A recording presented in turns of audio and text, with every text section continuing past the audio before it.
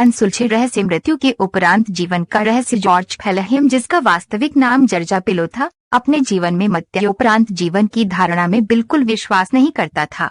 वह doctor Richard होजसन को भली प्रकार जानता था तथा कभी कभी जब दोनों मिल बैठते तो अक्सर उनमें इस विषय को लेकर बहस शुरू हो जाती थी। फेलहेम का कहना था कि मृत्यु उपरांत जीवन न केवल असंभव है बल्कि अकल्पनीय भी है, परंतु डॉक्टर होजसन, जिन्होंने अपना अधिकांश जीवन प्रेतात्माओं की एक माध्यम मैसेज पाइपर पर अन्वेषण में व्यतीत किया था, वे उसकी इस बात से कैसे सहमत हो सकते थे। वह उसे समझाते कि भले ही ये तथ्य कि शरीर नष्ट हो जाने के पश्चात भी जीव की सत्ता बनी रहती है तुम्हें असंभव लगता हो, परंतु ये अकल्पनीय नहीं है।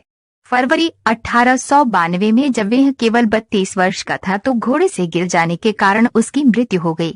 डॉक्टर होजसन ने इस बात की कल्पना भी नहीं की थी कि अपनी मृत्यु के कुछ ही दिनों पश्चात फेलहेम अपनी प्रतिज्ञा निभाने के लिए माध्यम मैसेज पाइपर की बैठक में अपना संदेश देना शुरू कर देगा।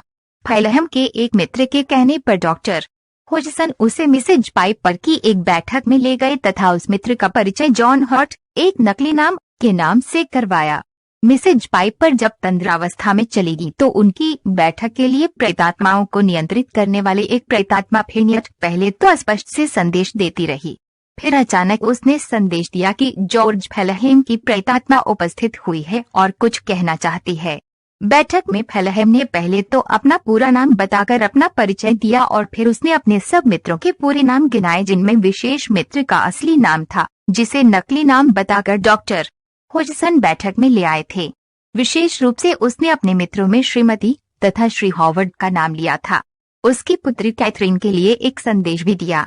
जब फेलहेम का संदेश हॉवर्ड दंपत्ति को पहुंचाया गया तो उन्हें जीवन की वह छोटी सी घटना याद हो आई जिसका संबंध उनकी पुत्री कैथरीन से था तथा उन्होंने इस संबंध में अपनी पुत्री से बात भी की थी। इसके पश्चात हॉवर्ड दंपत्ति कई बार मैसेज पाइपर की बैठक में गए तथा माध्यम द्वारा फेलहेम से कई प्रश्न किए जिसके उत्तर उन्हें प्राय सत्य तथा विस्तार पूर्वक प्राप्त हुए, परंतु उनका एक प्रश्न ऐसा था जिसका उत्तर फेलहेम नहीं दे पाया तथा हॉवर्ड दंपत्ति को संदेह हुआ कि यह प्रेतात्मा वास्तव में जॉर्ज फेलहेम की प्रेतात्मा है भी अथवा नहीं। उन्होंने अपने संदेश की पुष्टि के लिए प्रेतात्मा से उनके जीवन की कोई ऐसी घटना बताने के लिए कहा जिसके संबंध में केवल वह या मृत जॉर्ज फेलहेम की प्रेतात्मा ही जानती हो। माध्यम मैसेज पाइपर के हाथों ने संदेश लिखना शुरू किया। संदेश की समाप्ति पर माध्यम ने तुरंत कागज को ढक दिया।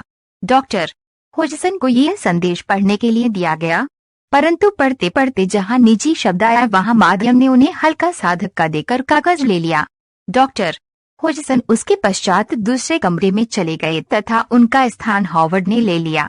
मिस्टर हॉवर्ड माध्यम के निकट बैठ गए ताकि वह साथ साथ पढ़ सकें।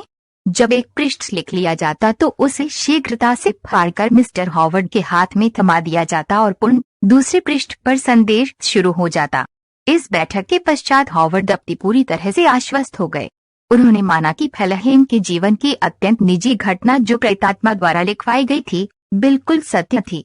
माध्यम मैसेज पाइपर की बैठक में फेलहेम की प्रेतात्मा निरंतर प्रकट होती रही।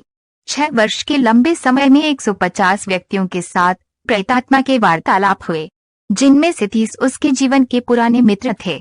उन मित्रों के असली नाम तथा उनसे संबंधित घटनाएं प्रेतात्मा ने बताई, जबकि उन मित्रों का परिचय माध्यम के साथ नकली नामों से करवाया गया था।